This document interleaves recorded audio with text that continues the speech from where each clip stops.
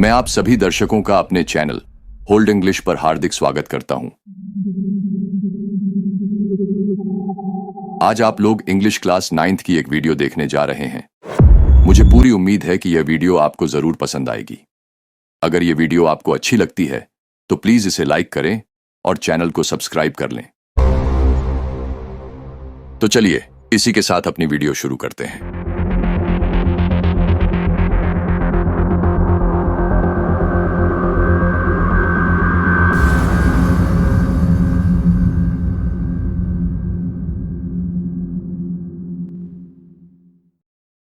The chapter that you are going to watch is Midjabil the Otter.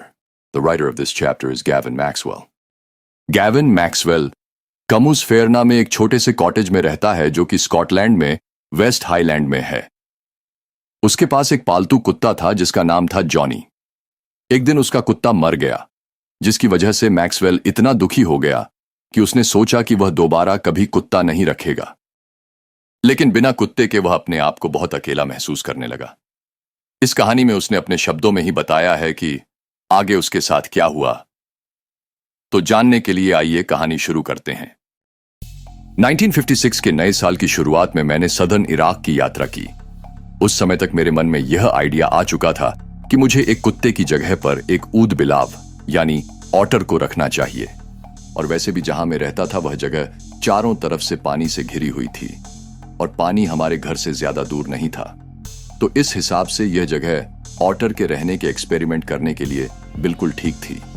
एक बार जब मैंने अचानक इस बात का जिक्र अपने एक दोस्त से किया कि मुझे एक ऑटर पालना है, तो उसने मुझे जवाब दिया कि अगर मुझे इस जानवर को पालना है तो मैं उसे टिग्रिस नामक नदी के आसपास पाई जाने वाली दलदल से ले आऊं, क्योंकि उस दलदल में ये जानवर बहुत बड़ी मात्रा में हमेशा अवेलेबल रहते हैं और वहां उनका पाया जाना एक आम बात है, यानी बिल्कुल साधारण बात है। और इस जानवर को अक्सर अरब लोगों के द्वारा पाला जाता है। हमें यानी मुझे और मेरे दोस्त को किसी जरूरी काम से बसरा जाना था। एक्चुअली वहां पर हमें कॉन्सुलेट जनरल, जो कि किसी देश में दूसरे देश के अधिकारियों के काम करने की एक जगह होती है, उसमें यूरोप से आई हमारी डाक यानी मेल को कलेक्ट करने और उसका जवाब देने के लिए जाना था। उस ऑफिस में पहुंचने के बाद हमने देखा कि मेरे फ्रेंड का मेल तो आ गया था, लेकिन मेरा मेल अभी नहीं आया था। फिर अपने काम के सिलसिले में मैंने टेलीग्राफ के द्वारा इंग्लैंड मैसेज भेजा और मैसेज भेजने के 3 दिन बाद भी जब कुछ नहीं हुआ तो मैंने टेलीफोन करने की कोशिश की। टेलीफोन करने के लिए कॉल को भी 24 घंटे पहले एडवांस में बुक करना पड़ता था। हमारा पहला दिन तो बेकार चला गया, क्योंकि पहले दिन लाइन ही खराब थी। दूसरे दिन एक धार्मिक छुट्टी यानी कि रिलीजियस हॉलीडे होने के कारण टेलीफोन एक्सचेंज बंद था। और तीसरे दिन एक और खराबी आ गई, जिसकी वजह से मैं टेलीफोन नहीं कर सका। मेरा दोस्त चला गया था और मैंने उसे दोबारा 1 हफ्ते में मिलने का मैनेज भी कर लिया था। फिर 5 दिन बाद मेरा मेल आ गया। मैं इस मेल को पढ़ने के लिए अपने बेडरूम में ले गया और जब मैं वहां पहुंचा तो मैंने देखा कि वहां फर्श पर 2 अरब लोग बैठे हुए थे। उनके पास में एक बोरा पड़ा हुआ था जो बार बार हिल रहा था। उन लोगों ने मुझे मेरे दोस्त का लिखा हुआ एक नोट दिया जिसमें लिखा था, ले ये रहा तेरा ऊद बिलाव। उस बोरे के खुलते ही मेरे जीवन का वह दौर शुरू हो गया जो अभी भी खत्म नहीं हुआ है। और मैं जानता हूं कि यह सिलसिला मेरे खत्म करने के बाद ही खत्म होगा। और मुझे ऐसा लगता है कि मेरे ऊपर ऑटर्स का कंट्रोल हो गया है और मुझे उनसे लगाव भी हो गया है। और यह सब तब से शुरू हुआ है जब से मुझे यह जानकारी मिली कि जो भी ऑटर्स को पालता है तो उसे उनसे बहुत लगाव हो जाता है। मैं अपने ऑटर को मिज कहकर बुलाता था। वास्तव में देखा जाए तो यह एक ऐसी प्रजाति थी जिसे पहले वैज्ञानिक जानते ही नहीं थे और काफी लंबे समय तक जूलॉजिस्ट उसे ल्यूट्रोगेट पर्स्पिसिलाटा मैक्सवेली कहते थे या फिर मैक्सवेल्स ऑटर कहते थे। मेरे साथ घर पर आने के बाद शुरुआत के 24 घंटे तक MIJ ने न तो मेरा विरोध किया और न ही मुझसे दोस्ती की। वह मेरे बेड से जितना दूर हो सकता था उतनी दूर जाकर फर्श पर सोया। अगली रात को मिड सुबह के टाइम मेरे पास आया और नौकर के चाय लाने तक मेरे हाथ के मोड़ के नीचे यानी जॉइंट के नीचे सोता रहा। और दिन के समय उसने अपनी उदासीनता को खत्म करना शुरू कर दिया, यानी कि दिन के समय उसका बिहेवियर चेंज हो गया और वह अपने चारों ओर के माहौल में इंटरेस्ट लेने लगा। मैंने उसके लिए बॉडी पर पहनी जाने वाली बेल्ट बनाई और उसे बाथरूम में ले गया, जहां वह आधे घंटे तक पानी में पूरे मजे लेकर नहाने लगा और खुशी से पागल हो गया। वह पानी में ऊपर उछलता हुआ और फिर नीचे जाता हुआ बाथ टब में गोते लगाता हुआ और लुढ़कता हुआ पानी की आवाज करता हुआ और शोर मचाता हुआ खूब देर तक नहाता रहा। उसे इस तरह नहाते देखकर मुझे मालूम पड़ा कि यह इन जानवरों की खासियत होती है कि जिस चीज में या जिस टब में ऑटर नहाता है तो उस टब के ऊपर तक यानी बॉर्डर तक पानी भरा हुआ होना चाहिए। ऑटर को नहलाते समय काफी सारी चीजों का ध्यान भी रखना पड़ता है क्योंकि ये पानी के बहुत ज्यादा शौकीन होते हैं।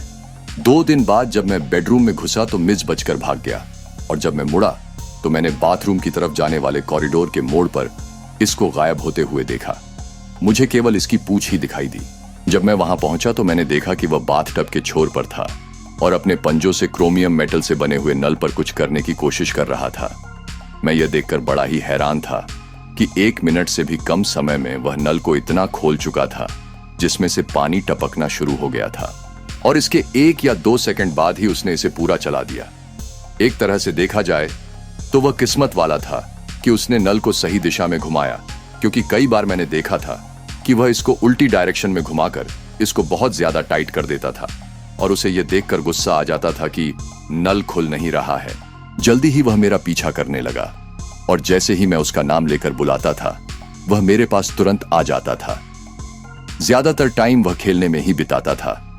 वह एक रबर की बॉल को अपने पैरों से यानी एक पैर से दूसरे पैर पर इस तरह बदलता था जैसे कि कोई 4 पैरों वाला फुटबॉल का खिलाड़ी हो और वह इसी काम को करने में घंटों बिता देता था और वह इस बॉल को एक हल्के झटके के साथ और एक हैरान कर देने वाली ऊंचाई और दूरी तक फेंक भी सकता था।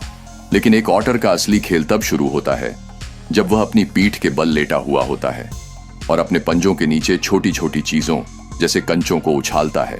और मजे की बात तो यह है कि जब वह अपने पेट के ऊपर से एक हाथ से दूसरे हाथ में इन कंचों को उछालता है तो एक भी कंचा जमीन पर नहीं गिरता है। जब हम बसरा में रह रहे थे तब हमारे दिन बड़े ही शांति से बीतते थे, लेकिन जब मैं ऑटर को इंग्लैंड ले जाने के बारे में सोचता था तो मुझे डर लगता था और फिर इसे वहां से कमस्फियरना भेजे जाने के बारे में सोचकर भी मुझे डर लगता था। लंदन जाने वाली ब्रिटिश एयरलाइन जानवरों को नहीं ले जाती थी, इसलिए मैंने एक दूसरी एयरलाइन में पेरिस की फ्लाइट बुक की और फिर वहां से लंदन के लिए दूसरी फ्लाइट बुक की। एयरलाइन ने मुझे रिक्वेस्ट की कि अगर मैं ऑटर को एरोप्लेन में ले जाना चाहता हूं तो मुझे इसे अपने पैरों के पास रखकर ले जाना होगा और वह भी एक 18 इंच यानी 18 इंचेस स्क्वायर के बॉक्स में रखकर, और बॉक्स 18 इंच से बड़ा नहीं होना चाहिए। तो उसी के हिसाब से मैंने एक बॉक्स बनवाया और हमारे चलने से ठीक 1 घंटा पहले मैंने ऑटर को बॉक्स में डाला ताकि उसे इसकी आदत पड़ जाए। और उसे बॉक्स में डालने के बाद मैं जल्दी से खाना खाने के लिए चला गया।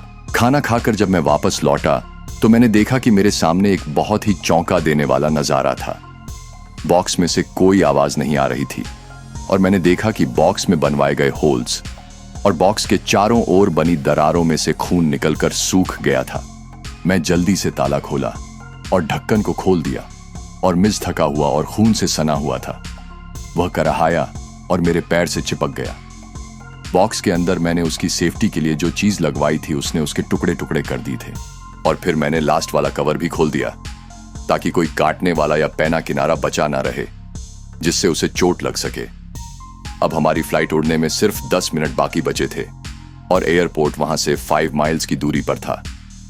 मैंने बुरी हालत में मिस को बॉक्स में डाला और बॉक्स का ढक्कन अपने हाथ से दबा लिया। मैं बॉक्स को अपने पास में ही रखकर कार के पीछे बैठा हुआ था और कार का ड्राइवर बसरा की गलियों में ऐसे कार चला रहा था जैसे बंदूक से गोली निकलती है। हवाई जहाज उड़ने के इंतजार में था। जब मैं वहां पहुंचा तो कुछ ऑफिसर्स वहां खड़े हुए थे और वे मेरे ऊपर लेट होने की वजह से गुस्सा कर रहे थे क्योंकि मेरी वजह से एयरप्लेन लेट होने वाला था। मैं भागकर एरोप्लेन में पहुंचा। किस्मत की बात थी कि मेरे लिए बुक की गई सीट बिल्कुल मेरे सामने थी। वहां पहुंचकर मैंने अपने पैरों के पास का फर्श अखबारों से ढक लिया और एयर होस्टेस को बुलाने के लिए घंटी बजाई। जब एयर होस्टेस वहां आई तो मैंने उसे मछलियों वाला पार्सल जो कि मैं मिस के लिए खरीद कर लाया था उसे ठंडी जगह पर रखने के लिए दे दिया। मैंने एयर होस्टेस के साथ अपने पिछले आधे घंटे के एक्सपीरियंस को शेयर किया। मैं उस एयर होस्टेस की बहुत तारीफ करता हूं क्योंकि वह बहुत दयालु थी। उसने मुझे सजेशन दिया कि मैं अपने पालतू जानवर को अगर चाहूं तो अपने घुटनों पर रख सकता था। मैं एयर होस्टेस का एहसानमंद होकर उसके हाथ को चूम सकता था, लेकिन अगले ही पल मिज ने कुछ ऐसी हरकत की जिसके लिए मैं बिल्कुल भी तैयार नहीं था, क्योंकि मुझे ऐसा बिल्कुल नहीं मालूम था कि मिज ऐसी हरकत करेगा। मैंने देखा कि पलक झपकते ही मिज अपने बॉक्स से बाहर आ गया और तेजी से उड़ते हुए हवाई जहाज में दौड़कर कहीं गुम हो गया। पूरे हवाई जहाज में चीखें गूंजने लगीं। एक औरत चीखती हुई अपनी सीट पर खड़ी हो गई और जोर जोर से चूहा चूहा बोलने लगी। मैंने देखा कि एक सफेद पगड़ी पहने एक इंडियन बैठा हुआ था। ऑटर उसकी टांगों में से होता हुआ आगे की तरफ भागता हुआ गायब हो गया। मुझे उसकी पूंछ दिखाई दे गई।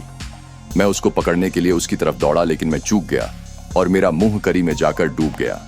फिर एयर होस्टेस ने एक अट्रैक्टिव स्माइल देते हुए कहा, आप प्लीज अपनी सीट पर बैठ जाएं और मैं जानवर को ढूंढकर आपके पास लेकर आती हूं। मैं अपनी सीट पर वापस लौट आया। मैं मिज को ढूंढने की कोशिश कर रहा था। तभी अचानक मुझे महसूस हुआ कि मेरे पैरों के पास से आवाज आ रही है। मैंने देखा कि ऑटर मेरे घुटनों पर चढ़ गया और उसने मेरे चेहरे और गर्दन को रगड़ना शुरू कर दिया। मिज और मैं लगभग 1 महीने तक लंदन में रहे। वहां पर वह घंटों तक अपने पसंदीदा खिलौनों के साथ खेलता था। उसके कुछ पसंदीदा खिलौने थे, जैसे कि ping pong ball, marbles, rubber fruit और एक टेरापिन शेल यानी कछुए का खोल, जिसे मैं उस दलदल से लेकर के आया था जहां पर उसका जन्म हुआ था। पिंग पोंग बॉल से खेलने के लिए उसने एक खेल ढूंढ लिया था। उस खेल को वह खुद खेलता था और खेलते खेलते आधे घंटे तक बिजी रहता था। मेरा एक सूटकेस था जो मैं इराक ले गया था और घर आते समय वह टूट गया था, इसलिए इसका ढक्कन जब बंद होता था तो एक तरफ से खुला रहता था। मिज को इस बात का पता लग गया था कि अगर वह बॉल को ऊंचे उठे हुए सिरे पर रखेगा तो यह सूटकेस की लंबाई तक लुढ़कती हुई जाएगी। वह इसके दूसरे सिरे पर छिप जाता था, फिर बॉल के आने पर इसको झट से पकड़ लेता और एक बार फिर बॉल को ऊंचे वाले सिरे तक लेकर जाता और फिर से इसी खेल को दोहराता रहता था। मैं मिज को घर से बाहर घुमाने के लिए ले जाया करता था और उसे अपने कंट्रोल में रखता था और इसे प्रैक्टिस करवाया करता था जैसे कि यह एक कुत्ता हो। मिजबील ने जल्दी ही लंदन की गलियों में घूमते हुए कुछ आदतें डेवलप कर ली थीं, जैसे कि स्कूल के बच्चों की तरह फुटपाथ पर चलते हुए उसके हर ब्लॉक पर पैर टिकाकर चलना, लोहे की रेलिंग के हर 7वें खड़े हुए भाग को छूना या फिर हर दूसरे लैंप पोस्ट के बाहर से घूम कर आना। मेरे फ्लैट के ठीक सामने एक मंजिल का प्राइमरी स्कूल था, जिसके सामने 2 फीट ऊंची दीवार थी। घर वापस आते समय मिज मुझे झटके के साथ इस दीवार की तरफ खींचता था और इस पर उछलकर चढ़ जाता था और इसकी 30 फुट की लंबाई तक टीचर्स और स्टूडेंट्स का ध्यान अपनी तरफ खींचते हुए चलता था। लंदन में रहने वाले लोग ज्यादातर इस जानवर को नहीं जानते, लेकिन वे लोग इस जानवर को लेकर कई सारे अलग अलग तरह के आइडियाज लगाते थे कि यह जानवर कौन सा हो सकता था। उनके द्वारा लगाए गए ये सारे आइडियाज मुझे बहुत ही हैरान कर देते थे। ऑटर एक्चुअली मस्टलाइन नामक एक छोटी सी प्रजाति से संबंध रखते हैं और इसी प्रजाति से संबंध रखने वाले कुछ दूसरे जानवर भी हैं, जैसे बैजर, मॉन्गूस, वीजल, स्टोट, मिंक और इसके अलावा और भी कई दूसरे तरह के जानवर। मिज को लेकर मुझे लगातार कई सारे क्वेश्चंस का सामना करना पड़ता था, जो लोगों के डिफरेंट टाइप्स के आइडियाज से भरे हुए होते थे। यानी कि लोग मुझे कई तरह के जानवरों के नाम बताते थे, लेकिन कोई भी आदमी ऐसा नहीं मिलता था जो इसका असली नाम बता सके। ज्यादातर लोग इसको सील का बच्चा या फिर गिलहरी होने का अनुमान लगाते थे। कुछ लोग मुझसे पूछते थे कि क्या यह मांसाहारी है, और इन अजीब सवालों को सुनकर मुझे हंसी आती थी। एक बार एक डॉग शो के बाहर मैंने सुना कि किसी ने कहा कि यह एक दरियाई घोड़ा है, यानी हिप्पो है। कोई कहता था कि बीवर है, कोई कहता था यह भालू का बच्चा है, कोई कहता था यह तेंदुआ है, तो कोई डायनासोर कहता था। लोग इसके बारे में सब तरीके के आइडिया लगा लेते थे, लेकिन इसके ऑटर होने का आइडिया नहीं लगा पाते थे। लेकिन एक बार मेरे सामने ऐसा सवाल आया जिसको मैंने सबसे ज्यादा अवार्ड दिया। यह सवाल मुझसे एक मजदूर ने किया था जो गली में एक गड्ढा खोद रहा था। मैं अभी उससे कुछ दूरी पर ही था जब उसने अपने औजार रखे, अपने हाथ पीछे की तरफ रखे और ऑटर की तरफ गौर से देखना शुरू किया। वह इस जानवर को देखकर बड़ा ही हैरान था और उसकी हैरानी देखकर मुझे भी हैरानी हो रही थी। मुझे ऐसा लग रहा था मानो वह यह कह रहा हो कि तुम मुझे यह जानवर दिखाकर बेवकूफ नहीं बना सकते।